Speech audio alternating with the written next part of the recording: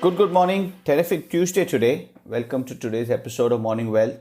Three things that we will talk about: US factory growth strongest in 2 years, earnings update, and RBI's rate decision. November kicks off one of the most closely watched elections in US history, widespread COVID-19 lockdowns in Europe, three central bank monetary policy announcements, and labor market reports in the US, Canada, and New Zealand. Despite all of these big events and uncertainty, the Dow rebounded from last week's losses. The US dollar traded higher against the euro, Japanese yen, and other major currencies. The Dow was up 1.6%, rebounding after its worst week since March.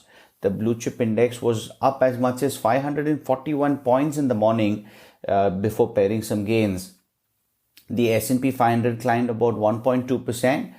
All the 11 sectors ended in the green, with gains being the maximum, with energy and materials. Tech and communications were among the weaker sectors. In Europe, the pan-continental Euro Stoxx 600 rose about 1.6%, led by stocks in Germany and France. In Asia, Japan's Nikkei 225 added 1.4%, while Hang Seng was up 1.5%. Oil price rebounded after sinking to 5-month lows last week. Futures on Brent crude, the global oil benchmark, gained about 2.7% to settle at about 38.97 a barrel. Last week, the gauge fell more than 10%, logging its worst week since April on concerns that renewed coronavirus restrictions could sap energy demand. In terms of data, the ISM manufacturing PMI for the US jumped to 59.3 in October from 55.4 in September, beating the market forecast of about 56.4.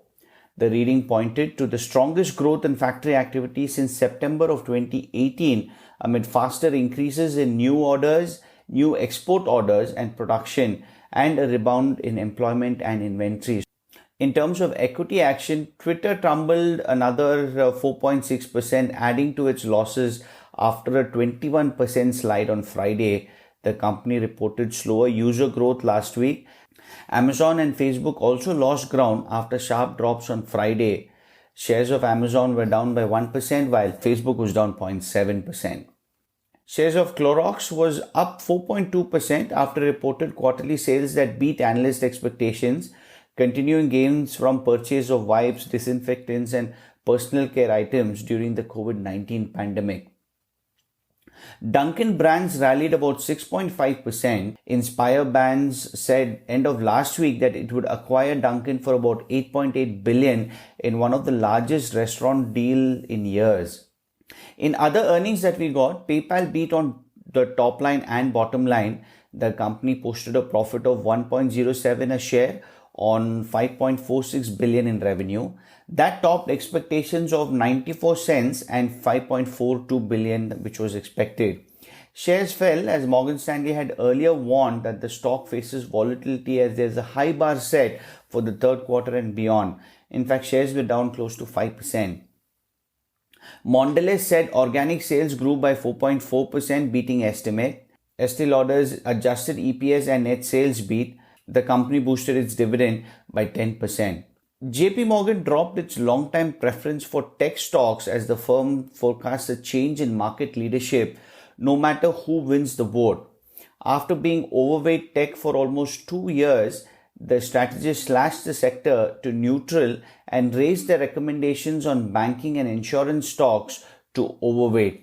JP Morgan is a big house, and this change is something that we need to note. On the FX front, the RBI will probably inch closer to zero, seeking to support Australia's economic recovery now that the lockdowns have ended. Consensus is for it to cut its key rate to 0.10%, a record low, from 0.25, and make a matching trim in the 3-year yield target as well. Economists are also anticipating purchases of longer dated government bonds as well to put downward pressure on the currency. So RBI will meet later today, something that we'll have to watch out for. That's the update. Stay safe and healthy, everyone, and I'll speak to you tomorrow.